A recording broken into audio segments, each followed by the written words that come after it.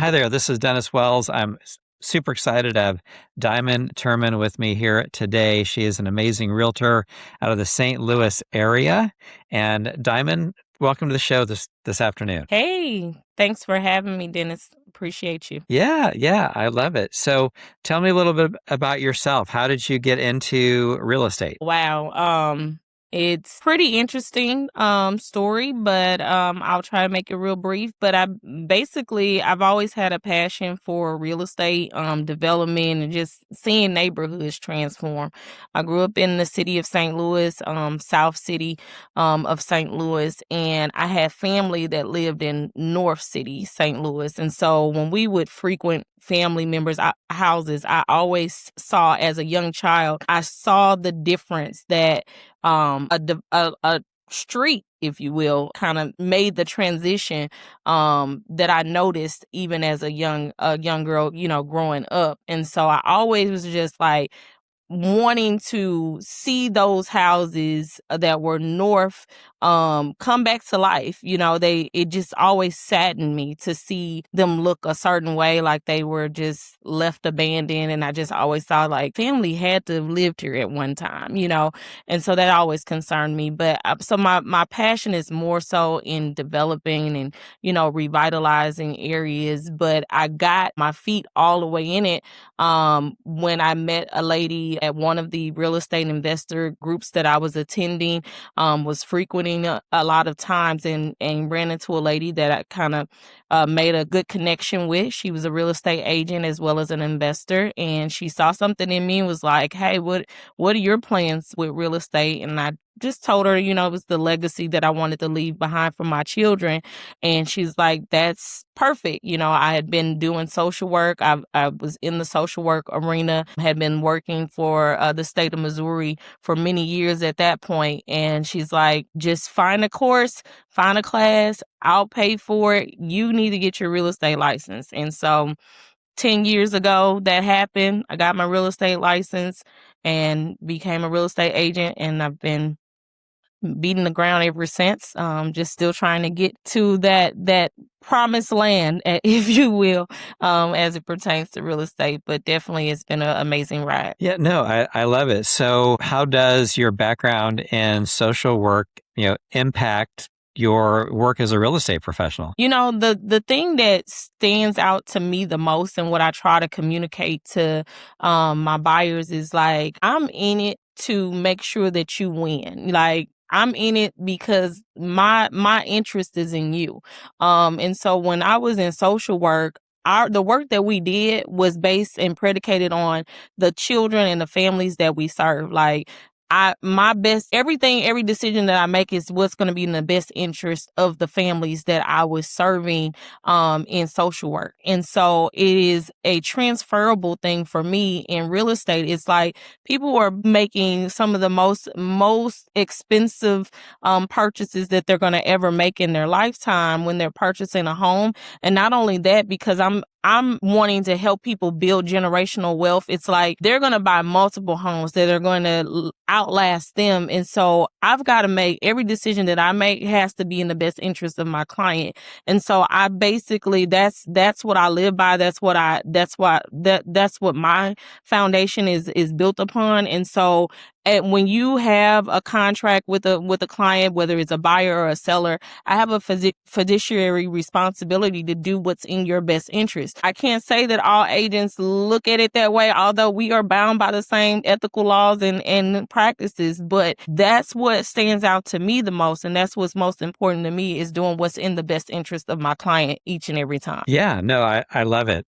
And like you're saying, I've seen you in real life doing this, and the heart that you have for your clients, and and really feeling for them when maybe they've made a bad decision in the past, and helping them go from where they are to where they want to be. So and that kind of highlights into, I think, your passion for renovation, where you know it seems like you can see the potential in a lot of places. And so tell me a little bit about what you're doing to help revitalize some areas there in St. Louis that maybe can use a little help. For sure. So there's a neighborhood. It's called Fountain Park neighborhood here in St. Louis. It's just north of Delmar. If people were to Google the Delmar Divide, they will probably find that it is a real thing here in St. Louis, where there seems to be this road that divides the haves and the have-nots. If you really want to be frank about it, and the homes in this area in the Fountain Park neighborhood is one that I'm working hand in hand with a developer, and we are building some new homes there's one street, the block of Albert, that we're building new homes on. And then there's homes that sit around this historic park, where these homes were built in like that late 1800s. So they have a lot of history. They have strong bone structure with the bricks, 3 layers of brick houses. These are large homes. Most of them are pretty large in size, and we're rehabbing those ones that the developer has acquired, and we're looking to put new life and new families into this area. That other things are also happening. The developer is building a new hotel that's going to be coming in the area. We have a shared workspace that's looking to launch in the next couple of months, restaurants and just different things that are just being added to the community. And it is literally walking distance from one of the most wealthiest places in St. Louis, which is the Central West End. So a person that would buy in this neighborhood, they're not only going to get a great value, a home that right across the street is probably more like $1 million home or close to $1 million home, they'll get for a fraction of the price, but it's the same house. And I'm just super excited about the opportunity. It's in the heart of the city.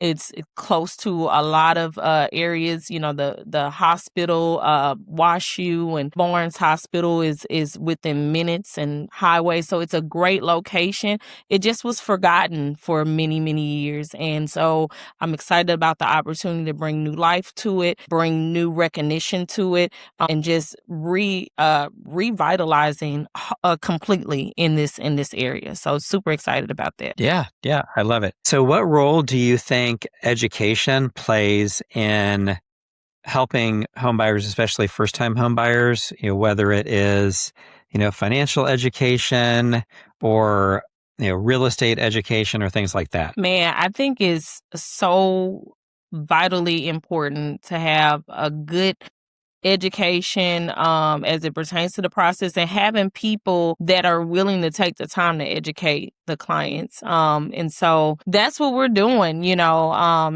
is working with people where they are. If they're not quite ready, giving them the information, the tools, the resources to get them ready and put them in the right position to where they can become the homeowner that they desire to be, and that they're able to do it long term. We don't ever want anyone to get into a situation where it's overwhelming or overbearing for them.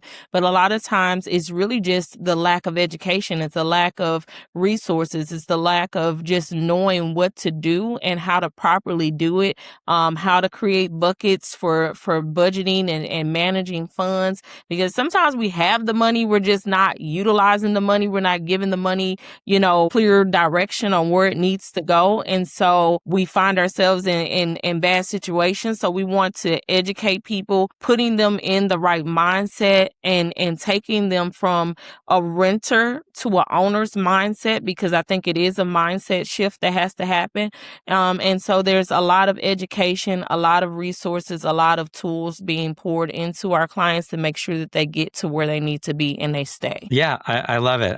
I've heard people talk about how, they learned things like the Pythagorean theorem in high school, but they never learned how to balance a checkbook.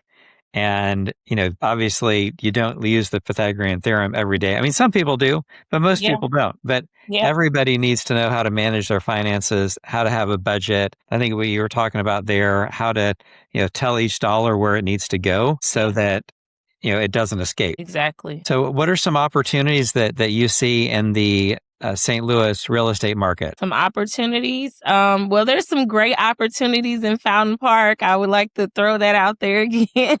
So there's some great opportunities out there. If you're an investor that's thinking about, where do I want to, invest in, like Fountain Park is a awesome place for all those investors that are thinking about their new place to invest money. It's an opportunity zone. So there's some great tax incentives there. It is a historic neighborhood, so there's tax credits and things like that available there. So there's a lot of wins in the Fountain Park neighborhood. So those are great opportunities. I think St. Louis as a whole is just it's ripe right now for like whatever anybody wants to do. With us having the tornado just right at about a year ago, a little over a year ago, and so much of like the city of St. Louis being devastated, specifically North City, which is just like, it's crazy because a lot of North City was already messed up, but it's like leveled now, like messed up. So it's like it's ground shoveling ready at this point for people to be able to really bring things, new life and new hope back into these areas and communities. So I think there's a ton of opportunity in St. Louis. It's just connecting with the right folks and getting it done. Yeah. Yeah. What do you see what do you see future value of houses being in St. Louis, maybe in the next 3 to 5 years? When we talk about the city of St. Louis, I think there's definitely going to be a rise and an increase in home values because a lot of these homes are having to be rebuilt. Like we're talking about a nice stretch of the city that literally has to be rebuilt, and because just the cost of building is high, the values are going to have to be what the values are just based off of just construction cost alone. So I think I think we'll see increases. I think there's been a obvious like plateau, no movement, no nothing in these last months, in this last year, I think with just the devastation that occurred. But I think from here we can only go up. We can really only go up from here. Yeah, no, I love it. That is awesome. And so what advice would you give to a first-time homebuyer? Get with an agent ASAP. And a knowledgeable agent, right? You want to get with someone that knows the market, that knows what resources and incentives are available to the first-time home buyers. Like right now, we have something really amazing in the city of St. Louis where the city is giving $50,000 towards the purchase of a home if you're buying in the city. And that's another push to just try to, get these homes moving, get them constructed and get them, in the hands of people that want to, repopulate the city of St. Louis because we've lost a lot of population too. So this incentive is amazing, $50,000, and it's stackable with other programs that are already out there. So we're talking, a buyer can, really get some really significant dollars towards their home purchase. And you got to have an agent that knows that, to be able to help you through that process and get you to the right people and get you to just to help you navigate the process from start to finish. And that was the other thing that I noticed from like working as a case manager in social work.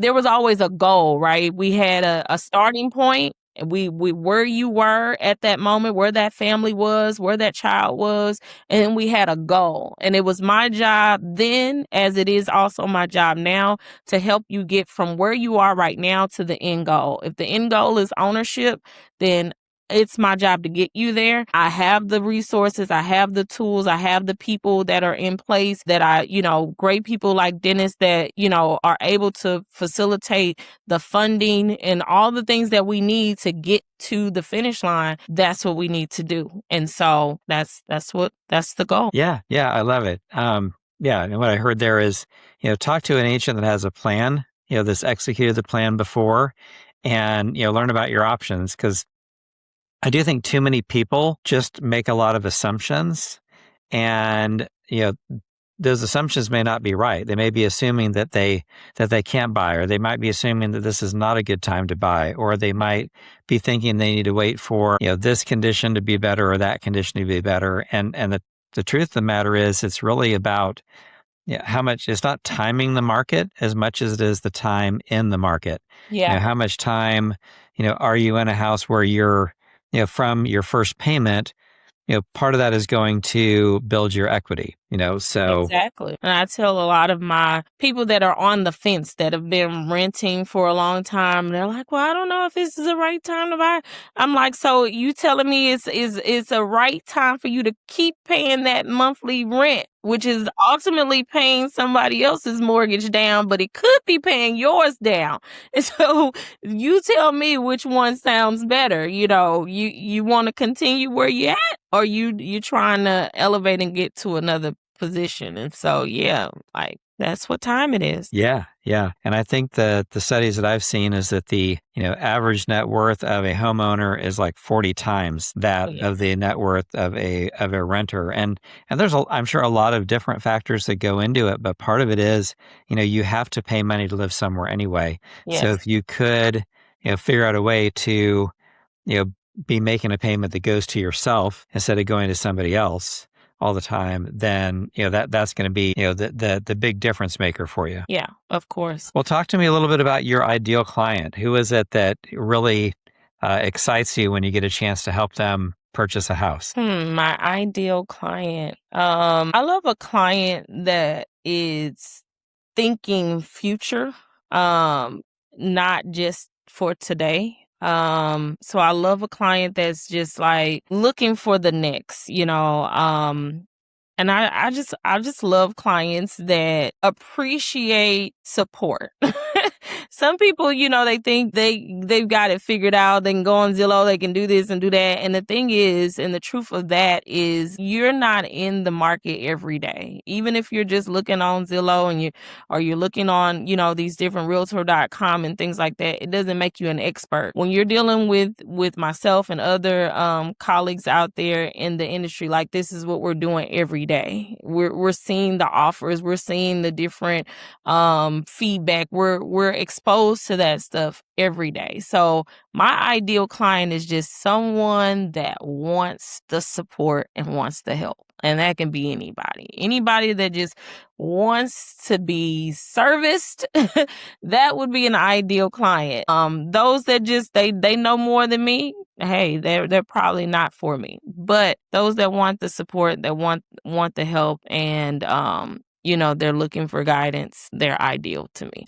Yeah, I can definitely see your teacher's heart through all of that, and and again, every aspect of your story really goes into making you the agent that you are today. From social work to to seeing the potential in areas that need a little bit of love. That is awesome. Love that. Well, Diamond, thank you so much for joining me here today. If someone wanted to get in contact with you, what's the best way for them to reach out? Definitely. I guess the easiest way to reach me is social media. I'm just my name, Diamond Turman, on social media, on Facebook, and then on Instagram. Look, I gotta remember what my tagline is. On Instagram, I am the Lady D Sells Properties is what I'm on Instagram as. Also my brokerage, Red Gems Realty, has a Facebook page. And you can also just send me an email, info@redgemsrealty.com. You can go to the website, redgemsrealty.com. My phone number, cell phone is probably the best way, 314-302-4076. And those are the easiest ways to reach me. Love it. I love it. Well, thank you again so much for being on the podcast today. And I know that a lot of folks are going to want to reach out to you and talk about real estate in the St. Louis area and how they can be a part of turning the St. Louis around. Awesome. I'm looking forward to it. All right. Thank you, Diamond. Thank you. That was awesome.